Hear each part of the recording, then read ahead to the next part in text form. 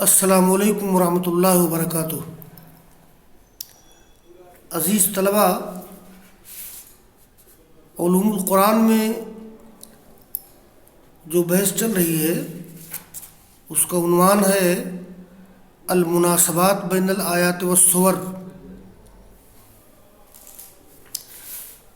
تو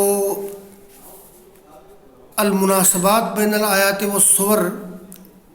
یہ بحث چل رہی ہے علوم القرآن میں۔ اس سلسلے میں کئی باتیں سامنے آ چکی ہیں۔ مناسبت کا لغوی معنی، مناسبت کی تعریف اور مناسبات بین الآیات والسور کی معرفت کے فائدے قرآن کریم کی روشنی میں، علامہ زرکشی ابو بکر ابن العربی کے اقوال کی روشنی میں، اور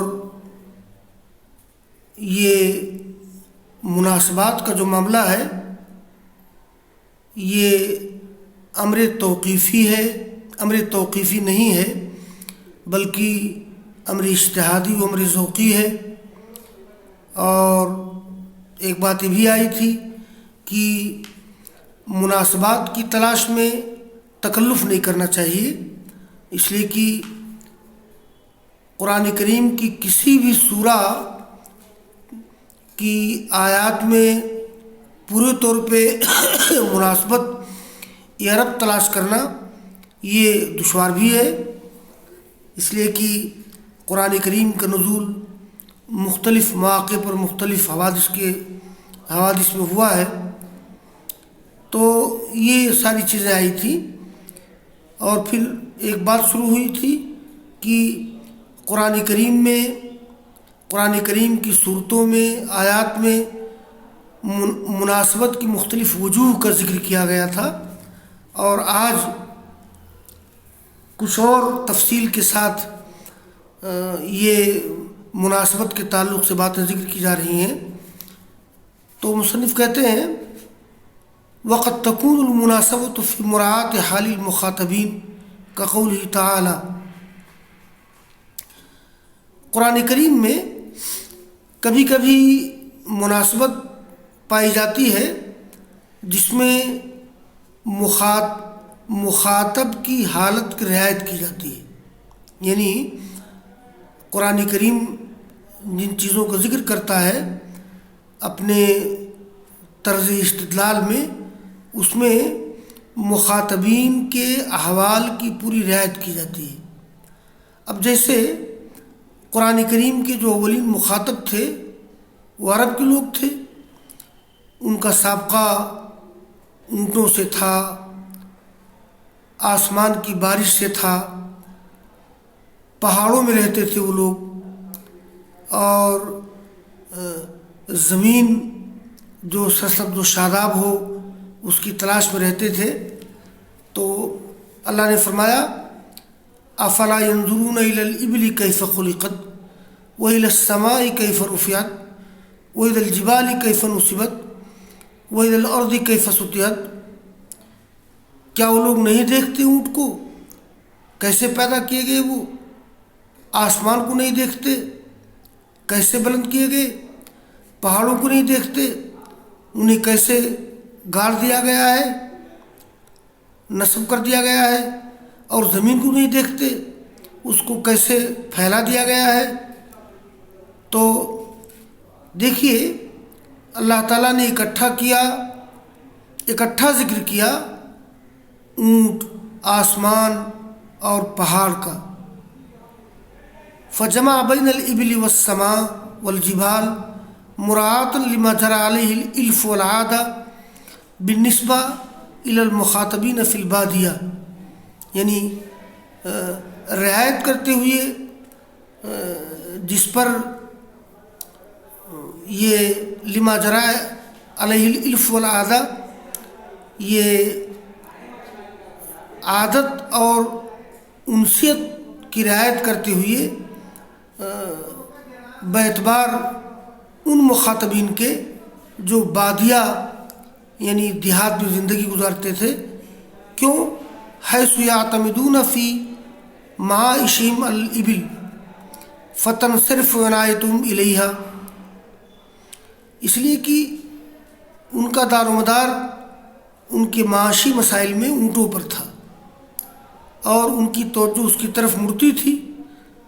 ولا یتعطل لهم ذلك الا بالماء، اور یہ چیز ان کے لیے ممکن تھی پانی کی وجہ سے۔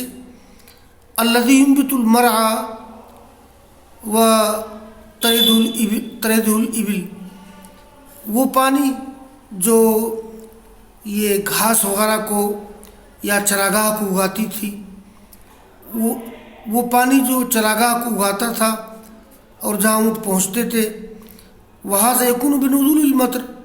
اور ظاہر سی بات ہے کہ یہ بارش کے نزول کی وجہ سے ہوگا۔ وہ سبب تقلب وجوہہم فی السماء، اسی لیے اور یہ سبب ہے آسمان میں ان کے چہروں کے بار بار اٹھنے کا۔ ثم لا بد لهم من مأوى يتحسنون به ولا شيء امنع كالجبال، پھر ضروری تھی ان کے لیے پناہ گاہ جس میں وہ اپنے آپ کو محفوظ کرتے، اور پہاڑوں سے زیادہ محفوظ کوئی چیز نہیں ہے۔ وہ یطلبون الکلأ والماء، اور وہ تلاش کرتے تھے گھاس پانی۔ فیرحلون من ارض ویہبطون اخرى، تو ایک زمین سے چل کر دوسری زمین میں پہنچتے تھے۔ وینتقلون من مرعا اجدب الی مرعا اخصب، اور وہ منتقل ہوتے تھے اس چراگاہ سے جو خشک سالی سے دوچار ہو ایسی چراگاہ کی طرف کہ جس میں ہریالی ہو۔ تو دیکھیے یہ قرآن کریم نے جو ذکر کیا ہے اونٹ کا، آسمان کا، پہاڑوں کا، زمین کا، تو فَإِذَا سَمِعَ أَهْلُ الْبَادِيَةِ هَذِهِ الْآيَاتِ خَالَطَتْ شَغَافَ قُلُوبِهِمْ بِمَا هُوَ حَاضِرٌ لَا يَغِيبُ عَنْ أَذْهَانِهِمْ، یہ خالطہ مخالطتاً مل جانا، اور شغاف، الشغاف والشغف جمع شغف و اشغفۃ، دل کا پردہ۔ تو جب بادیہ کے لوگ ان آیات کو سنیں گے، وہ آیات ان کے دلوں کے اندر پیوست کر جائے گی، اس لیے کہ وہ چیز حاضر ہے، موجود ہے، ان کے ذہن سے غائب نہیں ہے۔ تو یہ مناسبت کے سلسلے میں گویا کبھی کبھی مخاطبین کے حالات کی رعایت کرتے ہوئے کئی چیزوں کا ذکر کیا جاتا ہے۔ اور وقد تکون المناسبت بین السورۃ والسورہ، اچھا کبھی کبھی مناسبت ہوتی ہے سورہ اور سورہ کے درمیان، جیسے مثال کے طور پر افتتاح سورۃ الانعام بالحمد، الحمد للہ الذی خلق السماوات والارض وجعل الظلمات والنور، یہ سورہ انعام، جیسے سورہ انعام کا آغاز اللہ تعالیٰ کی تعریف کے ساتھ، الحمد للہ الذی خلق السماوات والارض وجعل الظلمات والنور، فإنه مناسب لختام سورۃ المائدہ، اس لیے کہ اس سے پہلے سورہ مائدہ ہے، تو یہ مناسب ہے سورہ مائدہ کے اختتام کے، اس لیے کہ سورہ مائدہ کے اختتام میں ذکر کیا گیا ہے بندوں کے درمیان فیصلہ کرنے کا، ان کو بدلہ دینے کا۔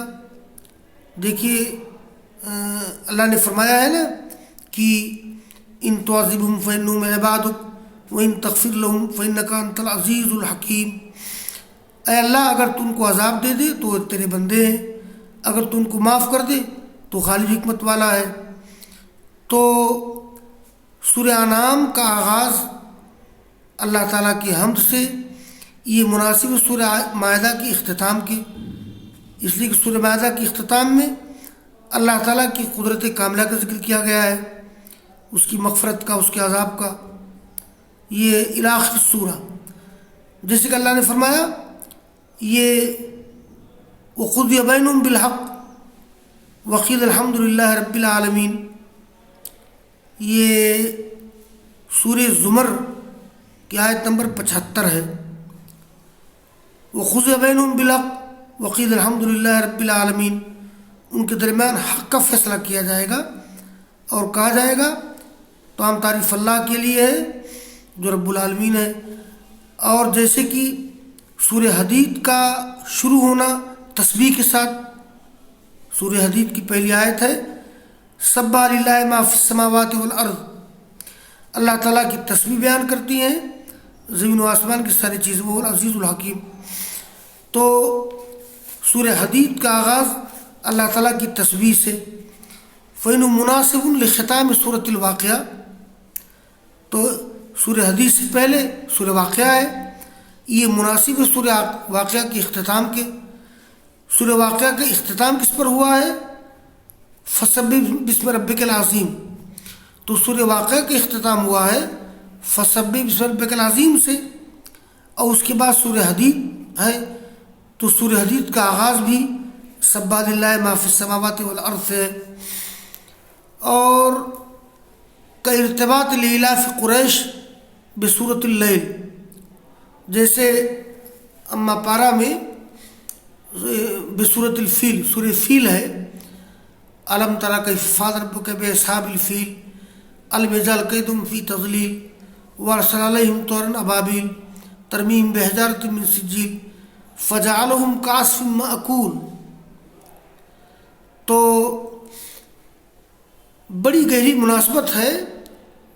سورہ ایلاف یا سورہ قریش کی مناسبت ہے سورہ فیل سے، اس لیے کہ اس میں سورہ فیل میں اللہ تعالیٰ نے اصحاب الفیل کی ہلاکت کا ذکر کیا گیا، ان کے انجام کا ذکر کیا گیا ہے۔ اور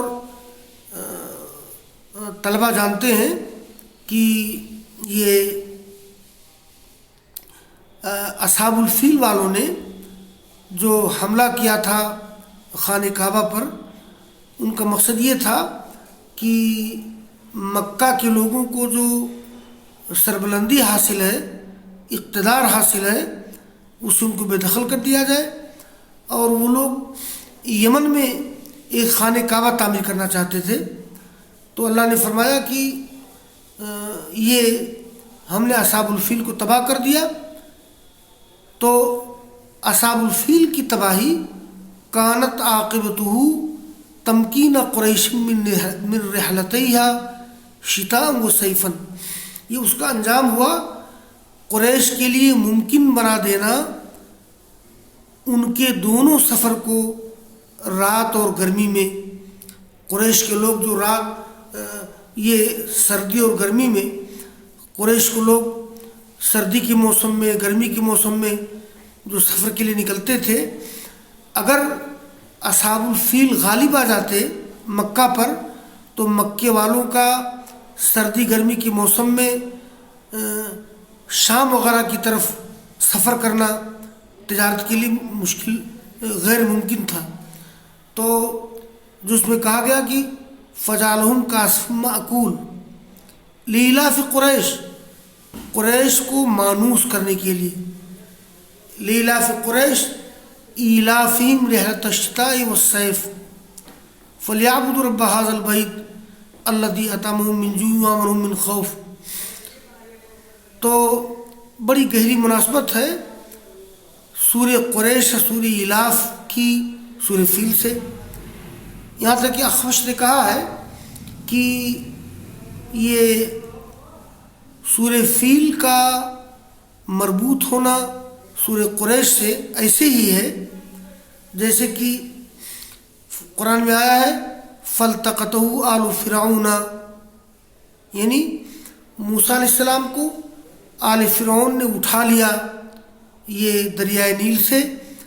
لِيَكُونَ لَهُمْ عَدُوًّا وَحَزَنًا، تاکہ وہ ان کے لیے بطور انجام دشمن اور غم کا سبب بن جائے۔ تو اگر یہ سورہ فیل اور سورہ قریش میں بسم اللہ نہ ہوتا تو ایسا لگتا کہ دونوں ایک ہی سورہ ہے۔ یہ دیکھیے وقت تکون المناسبت بین فواتح السور و خواتمها، کبھی کبھی مناسبت ہوتی ہے یہ سورت کے آغاز اور ان کے اختتام کے درمیان، ومن ذلك فی سورۃ القصص، یہ دیکھیے اسی کے قبیل سے جو سورہ قصص میں ہے. دیکھیے سورہ قصص کا آغاز ہوا ہے موسیٰ علیہ السلام کے قصے سے. فقط بدیت بقصۃ موسیٰ علیہ السلام و بیان مبدأ امرہ و نصرہ، اور موسیٰ علیہ السلام کے معاملے کا آغاز اور ان کی مدد. ثم ما کان منہ عندما وجد رجلین یقتتلان، پھر جو کچھ ہوا جب پایا موسیٰ علیہ السلام نے دو آدمیوں کو جو جھگڑ رہے تھے. سورہ قصص میں ذکر کیا گیا ہے. اور اس موقع پر اس میں سورہ قصص کی آیت نمبر 18، آیت نمبر 17 اور پھر آیت نمبر 85-86 میں بڑی گہری مناسبت ہے. اس لیے کہ آیت نمبر یہ اللہ نے ذکر کیا ہے ان کی دعا کی تھی انہوں نے نا، قال ربی بما انعمت علی فلن اکون ظہیرا للمجرمین، اے میرے رب اس وجہ سے کہ تو نے میرے اوپر انعام کیا ہے میں مجرمین کا معاون نہیں ہوں گا، گویا میں ظہیر میں مددگار. تو ادھر موسیٰ علیہ السلام کا تذکرہ اور آیت نمبر 85 میں کہ میں مجرمین کا معاون نہیں ہوگا، اور اللہ تعالیٰ نے اس صورت کو ختم کیا ہے ہمارے رسول محمد صلی اللہ علیہ وسلم کو تسلی دے کر کے بخروجی من مکہ والوعد بعودتہ الیہ، یعنی مکہ سے ان کا نکلنا اور پھر ان کے لیے وعدہ کرنا کہ مکہ لوٹ کے آئیں گے، اور اللہ تعالیٰ کا روکنا اپنے پیغمبر کو ان یکون ظہیرا للکافرین کہ وہ کافروں کے لیے مددگار ہو جائیں. تو موسیٰ علیہ السلام کے واقعہ کے اختتام واقعہ میں اور رسول اللہ صلی اللہ علیہ وسلم کی زندگی میں بڑی گہری مناسبت ہے کہ موسیٰ علیہ السلام بھی یہ مصر سے نکلے تھے، پھر اللہ تعالیٰ نے ان کو واپس کیا عزت کے ساتھ. تو اللہ نے فرمایا یہ ان الذی فرض علیک القرآن لرادک الی معاد، بے شک وہ اللہ جس نے آپ پر قرآن فرض کیا ہے، یعنی قرآن نازل کیا ہے، لرادک الی معاد وہ تمہیں لوٹانے والا ہے. یہ الی معاد، یہ معاد اسم ظرف ہے، اس کا معنی یا تو مکہ مکرمہ ہے یا یوم الآخرہ ہے. بے شک وہ اللہ جس نے تیرے اوپر قرآن کو نازل کیا ہے وہ تم کو لوٹانے والا ہے. یہ واپسی کے مقام کی طرف یعنی مکہ کی طرف، یا لوٹانے والا آخرت کی طرف. قل ربی یعلم من جاء بالہدی، کہہ دو رب میرا جانتا ہے من جاء بالہدی کہ کون ہدایت کو لایا ہے اور کون کھلی گمراہی میں ہے. وما کنت ترجو ان یلقی الیک الکتاب، اور آپ امیدوار نہیں تھے کہ آپ کی طرف کتاب نازل کی جائے گی. اصل میں کوئی پیغمبر جو ہے اپنے نبی بنائے جانے کا امیدوار نہیں رہتا ہے، بس الا رحمۃ من ربک، مگر تیرے رب کی طرف سے رحمت ہوتی ہے. فلا تکونن ظہیرا للکافرین، تو اے نبی آپ کافروں کے لیے مددگار نہ ہو جائیں. تو دیکھیے ادھر موسیٰ علیہ السلام سے کہا گیا تھا سورہ قصص میں کہ موسیٰ علیہ السلام نے کہا تھا کہ فلن اکون ظہیرا للمجرمین، یعنی سورہ قصص کی آیت نمبر 17 میں، اور سورہ قصص کی آیت نمبر 17 میں جی، اور سورہ قصص کی آیت نمبر 85-86 میں آخری پیغمبر کو تسلی دی گئی ہے کہ جیسے موسیٰ علیہ السلام نکل رہے ہیں مصر سے پھر لوٹیں گے، ایسے ہی اللہ تعالیٰ بھی آپ کو مکہ لوٹائے گا، اور آپ بھی کافروں کے مددگار نہ بنیے. تو یہ بحث ختم ہوئی المناسبات بین الآیات والسور کی. وآخر دعوانا ان الحمد للہ رب العالمین.